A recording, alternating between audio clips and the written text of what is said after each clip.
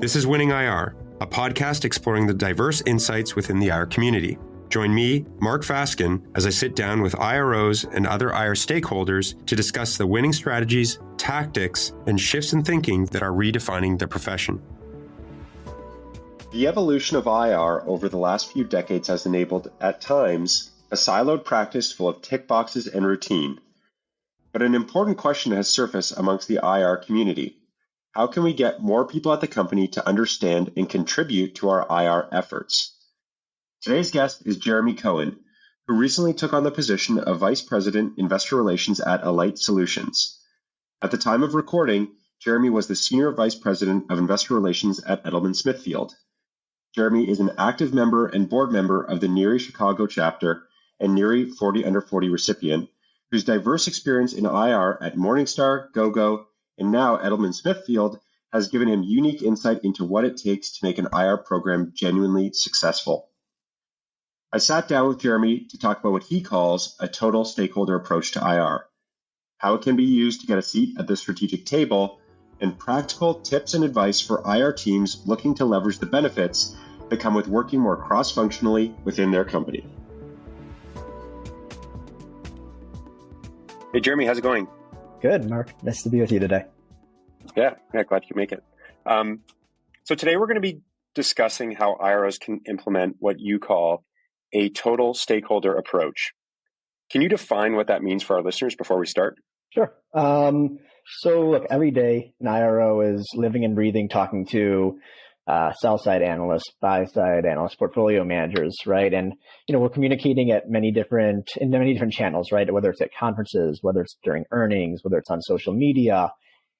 And I think we have to recognize that everything we say and do is not just touching in the investment community, right? It's touching customers. They're listening. Competitors are listening. Employees are listening. Media is listening. Vendors are listening. So what a total stakeholder approach really means is that when we're communicating, when we have a communication strategy, we have nuanced messaging for each different stakeholder to make sure that what we're saying is effective for their own needs. So that's kind of what I mean by a total stakeholder approach, is that just that we're accounting for everybody in a 360 way, not just focus on the investment community. Okay, great. And so one topic that comes up a lot is how IROs can, I'm doing air quotes here for those that can't see it, get a seat at the table. Yeah. And be more involved in strategic discussions and strategic planning. Can you explain why you think IROs should be involved in those discussions? Sure. So, look, it's my view, and I don't think I made this up, but that the IRO's job is really to be a de facto chief intelligence officer. So obviously, like I said, that's a made-up title, but I think it really speaks to the broad set of knowledge that an IRO must possess. So what this means is that, the investor relations officer, they really have a pulse on Wall Street, right? They understand perceptions and what it takes to evolve them.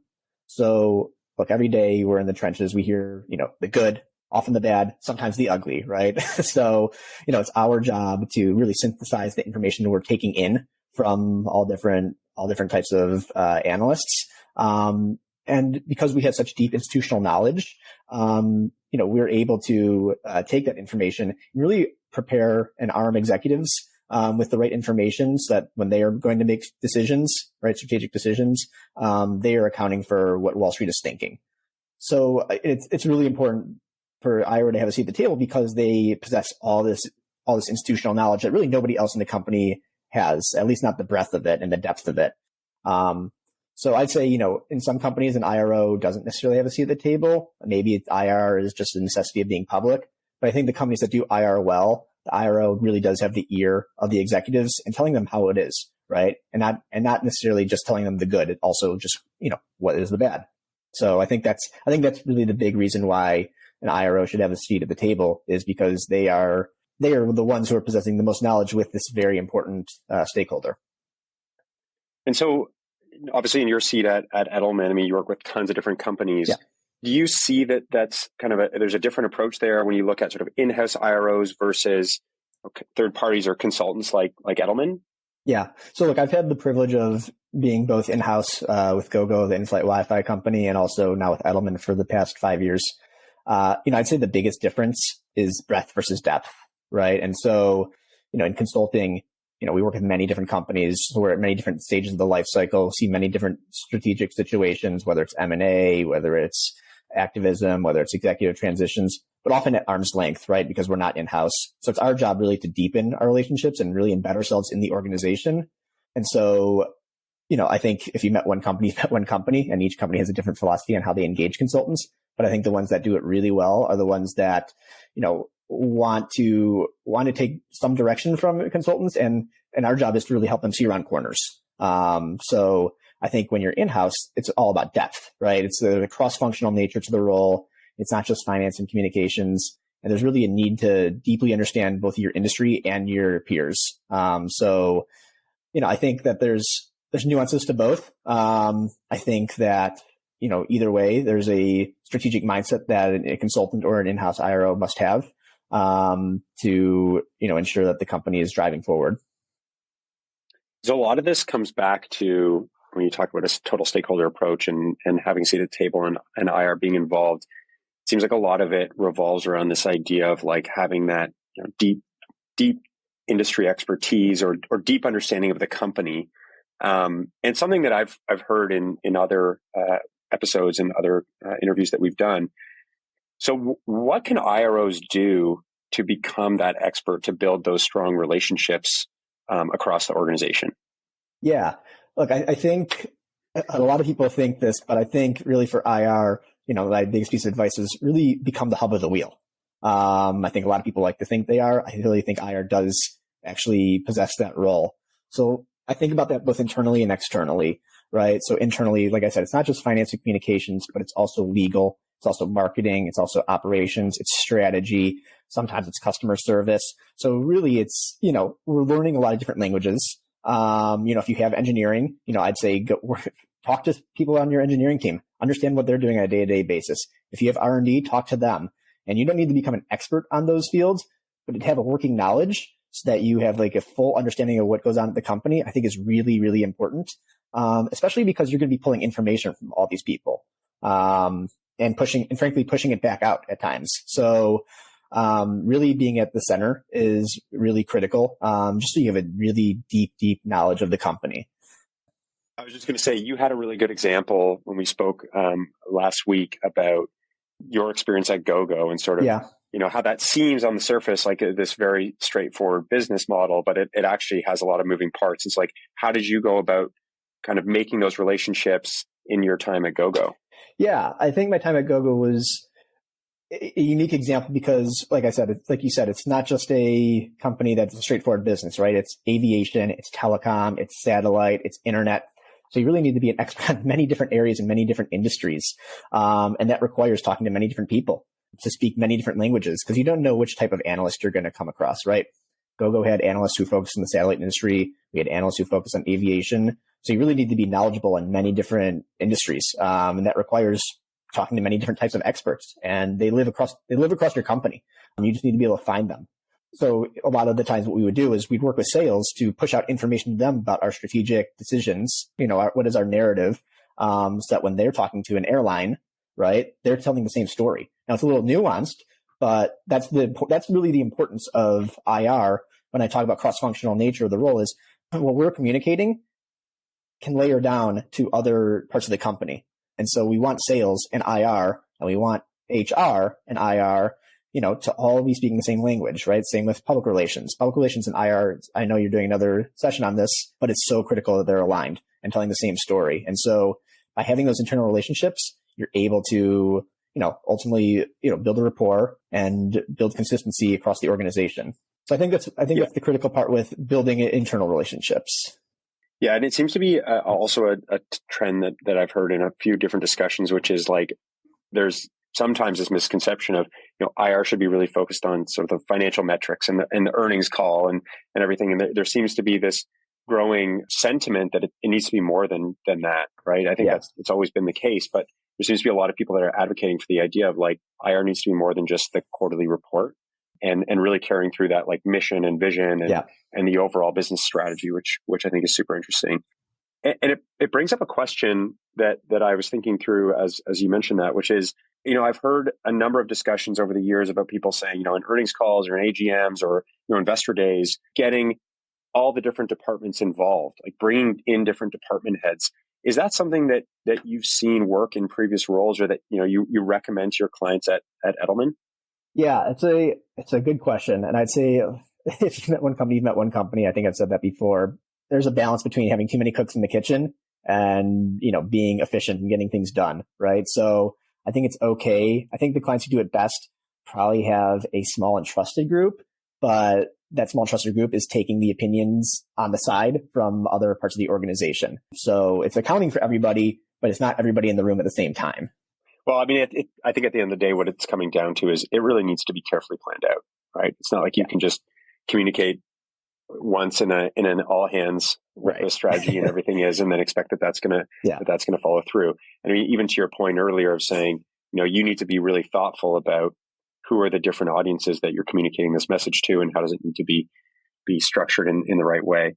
There's one other question we didn't really touch on in terms of becoming an expert and building those relationships. Are there sort of tangible steps that you take, or playbook that you have in your seat at Edelman? Like, you go into these companies that maybe you don't know much about, and so your team has to go in and learn a lot about them. So, are there steps that you take beyond just, hey, we just got to get in there and have a bunch of conversations?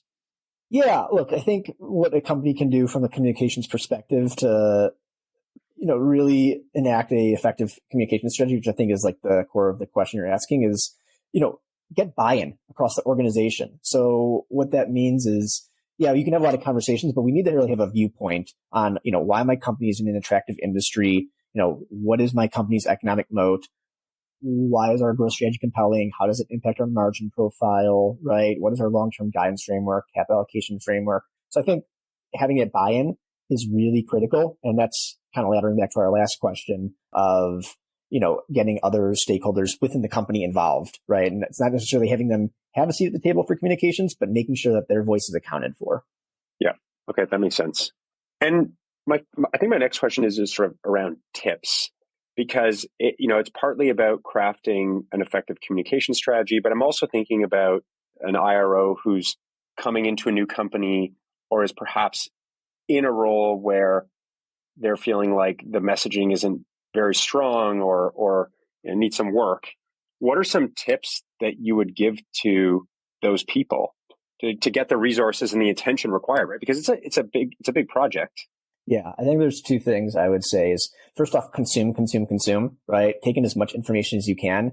And, the art of what we do is synthesizing what matters, right? So, and have a framework for what you think an investor narrative is. So, and I kind of laid out a little bit of what that looks like, right? What is why I should be focused on this industry, why I should be focused on this company, right? The growth story, the, profitability story, the sustainability of that story. So, I think that's part one, is just consume as much information as you can and really figure out what matters. It's when you first come to a company, you kind of have this, like, you are fortunate enough to have this third party angle, right? Where you're not necessarily embedded fully in the company.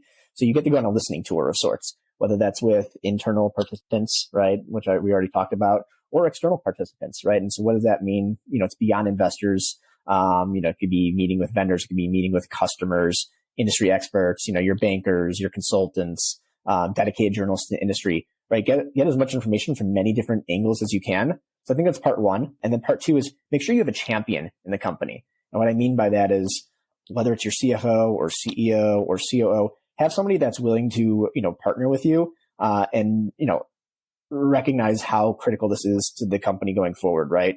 A narrative can often seem, passive, but it has a lot of tentacles across the organization and really does drive perceptions with many, many different stakeholders. So having a champion in the C-suite that you can work alongside with and, drive this forward with other participants in the company, I think is really critical. That seems like it's probably a huge challenge, right? Of like getting that attention, getting those resources. And so I would imagine you see some instances where there's pushback or resistance, right? From maybe management who perhaps are busy and they don't have the time to sit down and do these workshops and everything that are required. What have you seen work in terms of getting their attention and ensuring that they're investing the time and resources into ensuring that there's a strong communication strategy? Yeah, this is where you arm them with the data, right? Hard data, right? It's one thing to come with your opinions, but if you're coming with hard data of what investors are saying, right, that perks their ears up. whether it's, good information or whether it's information that's bad about the company, about management. Often you'll see that happen during perception studies, but every day we're doing perception studies in essence, right? Every time you talk to an investor, there's a perception that you're hearing. So, I think relaying that information back is probably the most effective tool to getting an executive's attention. And once you have their attention, if somebody deeper in the organization gets an email from the CEO or CFO, they're going to, obviously pay attention to that and work closely with the IRO to make sure that the IRO is getting what they need. That's what I mean by having a champion. Not everybody in the organization even knows what investor relations is. It's our job to help teach them that. But in the cases where they don't, then you need that champion to help kind of push everything forward for you. Yeah. Yeah. So that's an interesting idea, right? Like you can take all the notes from the meetings, obviously, that you're having. It's like, hey, these are the questions that are being asked of us. And clearly they're being asked because some aspect of the communication strategy is not effective or it's not clear. Would you then also look at things like equity research? I think the perception study is a great one where you could be reading a research report and it's like this analyst may not fully understand the strategy. Are those the types of sources that you're pulling from? Yeah. Oh, yeah, absolutely. I mean, frankly, I think that equity research is something that just get letters up to the management team, but also even to the board of directors. You want your board to be armed with the right perceptions and what people are saying about the company so that they can be effective in their job of guiding management. So, yeah, I think equity research is absolutely critical in that regard. What about the retail side of things? Does your team put a lot of time into looking at social channels and things like that? Yeah, it's, it's incremental. For an IRO, your biggest ROI is working with institutional investors. I think certain organizations, certainly those that are B2C companies, they have a little bit more of a retail presence. And it's important to keep an eye on them. It's hard to communicate to everybody. Often you'll see that happen in an annual meeting. It's something you more keep an eye on, and make sure that your credibility is being, protected rather than necessarily engaging deeply. It's just time, right? I mean, your time is best spent with institutional investors, but that's not to say that retail is unimportant. It's just that your ROI is much greater with institutional investors. And so I think my last question here is, how do you actually measure some of this, right? I mean, so you've identified, say there's a challenge. You've found that champion who's going to spend the time and resources. You go through a project like this, reworking the messaging and whatnot. How do you work with clients, or what do you suggest to IROs to say, like, okay, we've done this project. How do we actually track whether it is effective, whether people are understanding our communications and our messaging? Yeah. I don't think there's a good answer where you're going to get hard data that's going to tell you, because it's all qualitative. I think it's seeing the progression of understanding of the company, seeing the progression of, your analysts and how deep their relationship is within the company. Are they talking to just the CEO and CFO, or are they asking to talk to the CMO? Are they asking to talk to the CTO? Right? There's those little nuances where you can tell if your story is being communicated effectively because they want more, right? And so, and as you replay it back to them, are they understanding? Are they telling you the same story that you're telling them, right? And so that's unfortunately the best way to tell if their story is being communicated effectively. I wish I could tell you there's just hard science behind it, but a lot of what we do is art. No, I think that's great. And I mean, I've heard that before, people talking about, changes of strategy and how do you measure whether it's working. And a lot of people have said it's really about the conversations you're having with investors, right? To your point, are they repeating back the message that you're putting out there? And it doesn't happen overnight, right? I think this is one of those things where it's a marathon, not a sprint. Yeah. You just got to invest the time and be consistent. Yeah. And I'd say, have key overarching messages to your story, and don't be afraid to repeat those, right? I mean, it takes everybody, hearing things 3, 4, 5 times to really absorb a message. So, don't be afraid to repeat yourself, especially if it's a key message. One thing I like to do with our clients is tell them, during earnings, especially, reverse engineer what you want your analyst note to be and kind of use that almost as your guide for how you're going to message the quarter. Yeah, I think that's great. Kind of the key points. Don't try and cram too much into the earnings call. Decide on what those are and then build everything around it. I mean, if you want your story for the quarter to be about margin expansion, and that's what you want the analyst to say, and the headline of their note after the quarter, then make sure the key message you're getting across is margin expansion, and say it more than once. Yeah. Awesome. Jeremy, this has been great. Really appreciate the time. Thank you so much. And hopefully we'll get a chance to do this again sometime soon. I hope you enjoyed today's episode of Winning IR. For more winning ideas, make sure to subscribe to this podcast. This podcast is brought to you by Irwin, a better way to manage investor relations. For more information, visit www.getirwin.com.